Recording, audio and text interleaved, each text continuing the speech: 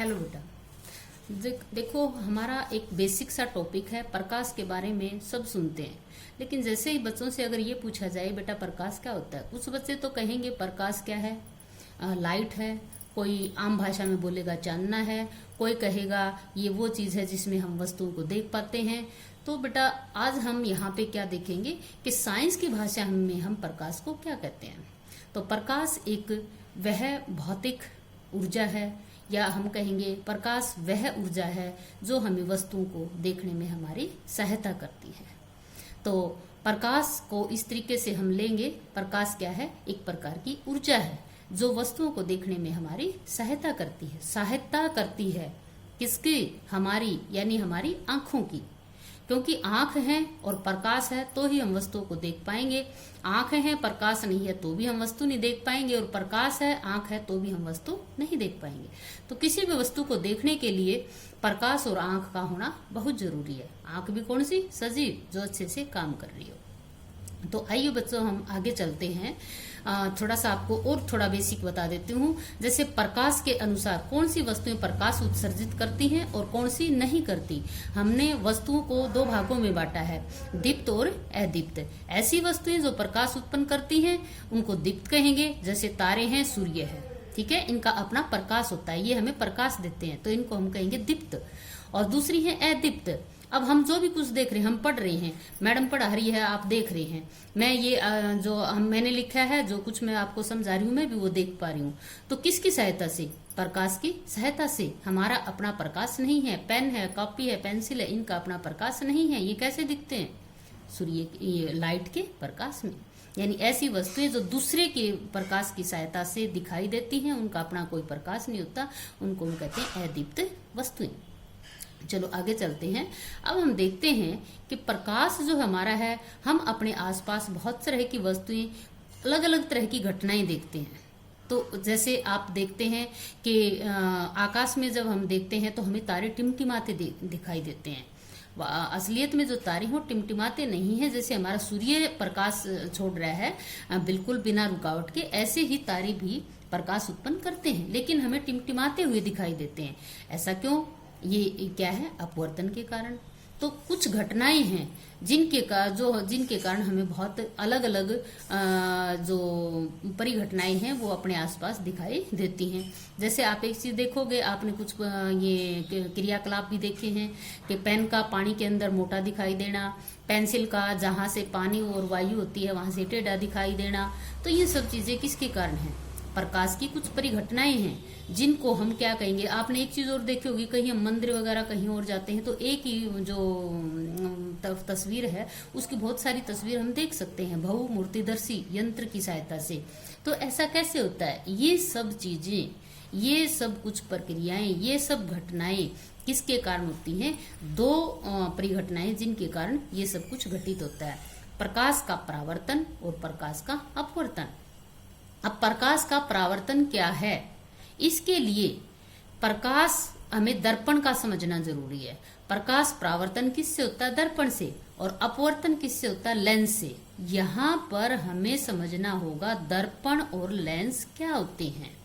आइए बच्चों हम इसको समझते हैं। जो लेंस है वो एक ऐसा भौतिक साधन है जो दो पारदर्शक तलों से घिरा हुआ होता है। ये पारदर्शक तल है इसके, जिसमें से प्रकाश आसानी से गुजर सकता है। तो ये हुआ हमारा लेंस। लेंस उनकी बनावट के आधार पर दो प्रकार के हैं, उत्तल लेंस और अवतल लेंस। क्या फर्क है बेटा इनमें? दो सतह जो हैं, दो सतह से जो बने हुए हैं ये लेंस, जो उत्तल लेंस होता है उसमें तो दोनों सतह बाहर की तरफ उभरी हुई होती हैं, लेकिन अवतल लेंस जो होता है उसमें दोनों की दोनों सतह बीच से अंदर की तरफ धसी हुई होती हैं। तो इसको हम कहेंगे अवतल लेंस और इसको हम कहेंगे उत्तल लेंस। ये जो मेरे हाथ में है ये किनारों से मोटा है और बीच से पतला है, ये क्या है? अवतल लेंस। दूसरा है ये मेरे पास बीच से मोटा है और किनारों से पतला है, ये क्या है? उत्तल लेंस। यहाँ पर एक और बात ध्यान देने योग्य है बेटा, हम बार बार क्या करते हैं, गोलीय दर्पण एवं गोलीय लेंस के नाम से पुकारते हैं। दर्पण और लेंस, लेंस को आपने समझ लिया है। इसके साथ साथ मैं छोटा सा ये और बता देती हूँ कि दर्पण क्या है। दर्पण क्या होता है? दर्पण एक ऐसा भौतिक साधन है जिसकी एक सतह तो चमकदार होती है और दूसरी सतह पर पॉलिश होती है। इसमें से प्रकाश की किरण आरो पार नहीं गुजर सकती, टकरा के जिस माध्यम से आई थी उसी माध्यम में वापस चली जाती है। और लेंस क्या थे? दोनों ही के दोनों तल उनके पारदर्शक थे, उसमें से प्रकाश की किरणें गुजर सकती हैं। और दर्पण में क्या होगा? एक पॉलिश की सतह है, दूसरी चमकदार है। यहाँ पर क्या होगा? प्रकाश की किरण आरो पार नहीं गुजरेगी, बल्कि टकरा के जिस माध्यम से आई थी उसी माध्यम में चली जाएगी। तो ये हुआ बेटा क्लियर दर्पण। अब यहाँ पर भी दर्पण भी दो तरह के हैं, उत्तल दर्पण और क्या है ये अवतल दर्पण। इसमें क्या होता है? उत्तल दर्पण किसको कहेंगे? अब हमने कहा है एक सतह चमकदार है, दूसरी क्या है? पॉलिश वाली है। अब ये जो है हमारा उत्तल दर्पण है, इसकी जो अंदर की तरफ धसी हुई जो सतह है इस पे पॉलिश है, और इधर जो उभरा हुआ है इस पे हमारी क्या है? चमकदार सतह है। इसी प्रकार से ये जो है हमारा दर्पण, इसमें क्या है? जो हमारी पॉलिश वाली सतह है वो बाहर की तरफ उभरी हुई है, और जो चमकदार सतह है वो अंदर की तरफ धसी हुई है। तो ये है हमारा अवतल दर्पण। अब हमें लेंस के बारे में भी पता चल गया, दर्पण के बारे में भी पता चल गया। उत्तल किसको कह रहे हैं, अवतल किसको कह रहे हैं, ये भी हमें पता चल गया। अब यहाँ पर जो ये शब्द आया है ना गोलीय, इनको गोलीय क्यों कहा गया है? क्यों कहा गया बेटा? हमने कहा कि लेंस और जो दर्पण है वो दो सतहों से घिरा हुआ है। तो यहाँ पर वो दो सतह कौन सी है? बिल्कुल ध्यान देंगे सभी बच्चे। अब मैं आपको यहाँ समझाऊंगी। जैसे ये तीन गोले हैं, एक गोला ये इससे क्रॉस करा हुआ, दूसरा गोला, ये तीसरा गोला इसको क्रॉस करे हुए है, ठीक है। तो यहाँ पर एक सतह हम इस गोले की लेंगे और एक सतह हम इस गोले की लेंगे, एक इसकी और एक इसकी। हम इसके टुकड़े यहाँ से निकाल लेंगे, यहाँ से कट कर लेंगे। तो ये क्या हुआ? उत्तल लेंस या उत्तल दर्पण। इसी तरीके से आप एक चीज पर और ध्यान दोगे। अब हम यहाँ पर क्या कर रहे हैं? एक वो घेरा ये है, एक गोला ये है, एक गोला ये है और तीसरा गोला ये है। अगर हम इन दोनों गोलों को, इन जो गोले हैं इनमें से अगर आप देखें, एक सतह तो हम इस गोले की लेंगे ये, और दूसरी सतह हम इस गोले की लेंगे। तो इन दोनों गोलों की अगर हम ये सतह लेते हैं और एक ये सतह लेते हैं, दोनों अंदर की तरफ धसी हुई है, तो हम इससे जो हमें प्राप्त होगा लेंस या दर्पण, वो कैसा होगा? जिसकी बीच से अंदर की सतह धसी हुई है अंदर की तरफ, और बाहर ऊपर से क्या हुए हैं? उभरे हुए हैं, ठीक है। तो ये अगर हम इतना हिस्सा लेते हैं तो ये क्या है? अवतल लेंस। और अगर हम ये और ये लेते हैं तो ये क्या है? हमारा उत्तल लेंस। तो इस प्रकार से ये गोलों की जो एक एक सतह ले ली जाती है, इनसे लेंस और दर्पण हमारे उत्तल और अवतल बनते हैं। तो इसलिए हम इन्हें गोलीय दर्पण और गोलीय लेंस भी कहते हैं। तो आगे हम चलते हैं बेटा, यहाँ तक आपको समझ आ गया होगा। आगे हम चलते हैं। अब हमने कहा था कि जो दर्पण है उससे क्या होता है? प्रकाश की किरण टकरा के और वापिस उसी माध्यम में चली जाती है। इसको हम क्या कहेंगे? प्रकाश का परावर्तन। जैसे हम यहाँ पर देखते हैं, ये प्रकाश की किरण आई और ये इस लेंस से, ये जो दर्पण है, सॉरी लेंस नहीं दर्पण, इसकी एक सतह पॉलिश है, दूसरी चमकदार है। इससे चमकदार सतह से ये आई, प्रकाश की किरण टकराई और वापस इसी माध्यम में चली गई। माध्यम मतलब दो है यहाँ पर माध्यम, वायु विरल माध्यम है और जो ये है ये सघन माध्यम है।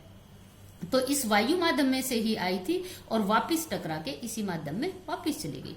इस तरह से प्रकाश की किरण का किसी चमकदार सतह से टकराकर वापस उसी माध्यम में लौट जाना प्रकाश का परावर्तन कहलाता है। बेटा इसके इस परिघटना के ऊपर इस तरह से जो घटना घटती है, टकरा के जो ये जाती है प्रकाश की किरण, बहुत सारी चीजें हम अपने दैनिक जीवन में देखते हैं। अलग अलग तरह की जो जैसे फोटो भी फ्रेम में भी हम जो तस्वीरें हैं उनको भी हम सेट करते हैं, एक ही फोटो की हम बहुत सारी फोटो दिखा देते हैं। तो ये हमारे दैनिक जीवन में बहुत जगह काम आता है। आपने देखा है जैसे हम नाई की दुकान पे जाते हैं, आजकल की जो मॉडर्न है जिनको हम ब्यूटी पार्लर बोलते हैं, वहां आप जाओगे तो आपको इस तरह की सेटिंग मिलेगी, तो आप एक ही फोटो को आप कई जगह पे देख पाओगे। तो ये है बेटा प्रकाश का परावर्तन। अब आप आएंगे अब लेंस के बारे में। अपवर्तन, परावर्तन तो क्या हुआ? प्रकाश की किरण का एक चमकदार सतह से टकराकर और वापस उसी माध्यम में लौट जाना प्रकाश परावर्तन कहलाता है। अब हम आगे अपवर्तन। अपवर्तन क्या है? जैसे हमने पहले ही पढ़ा था कि जो लेंस होते हैं इनमें से प्रकाश की किरण गुजर जाती हैं, टकरा के वापस नहीं जाती, गुजरती है इसके अंदर से। लेकिन यहाँ पर एक खास बात क्या है, प्रकाश का अपवर्तन हम किसे कहेंगे? जब प्रकाश की किरण एक माध्यम से, पारदर्शक माध्यम से दूसरे पारदर्शक माध्यम में जाने पर अपने पथ से विचलित हो जाती है, इसे प्रकाश का अपवर्तन कहेंगे। दो माध्यम यहाँ पर कौन से हैं? वायु और दूसरा क्या है? कांच। एक माध्यम विरल है, दूसरा सघन है। विरल हम किसको कहेंगे? जिसके को बनाने वाले कण थोड़े से दूर दूर होंगे, ठीक है, और जिसके जो कण है वो सघन पास पास होंगे, उसको हम सघन माध्यम कहेंगे। तो यहाँ विरल और यहाँ कांच, ये जो हमारी कांच की जो स्लैब है ये है हमारा सघन माध्यम, और यहाँ पर जो वायु है ये है हमारा विरल माध्यम।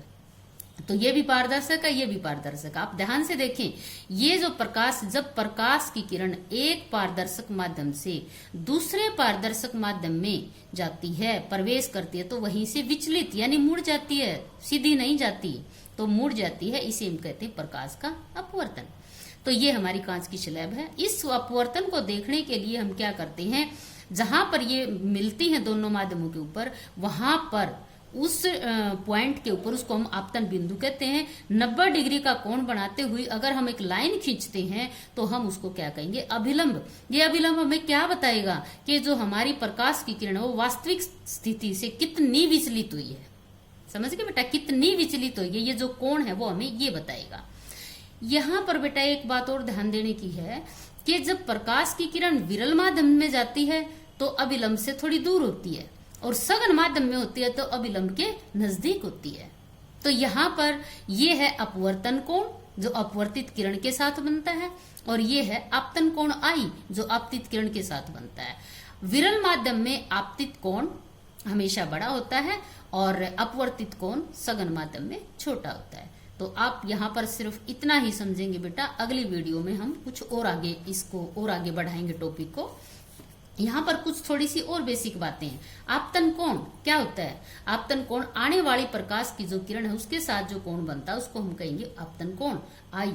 परावर्तन कोण जो परावर्तित किरण के साथ बनता है, परावर्तन कोण। अपवर्तन कोण, परावर्तित जो कोण है वो हमारा, परावर्तन जहां होगा बेटा यहाँ होगा, यहाँ पे। ये तो हो गया हमारा आपतन कोण और ये हो गया परावर्तन कोण। अगर हम यहाँ लेंगे तो ये आपतित कोण और ये परावर्तित किरण के साथ परावर्तन अपवर्तन कोण। अभिलंब 90 डिग्री का कोण बनाती हुई ये जो लाइन है अभिलंब। निर्गत किरण, जब लेंस इस स्लैब से जब प्रकाश की किरण अपवर्तन के बाद बाहर निकलती है तो उसको निर्गत किरण कहते हैं। और यहाँ पर 90 डिग्री का कोण बना के हम देखते हैं कि निर्गत कोण कितना बड़ा है, इसको हम कहेंगे निर्गत कोण।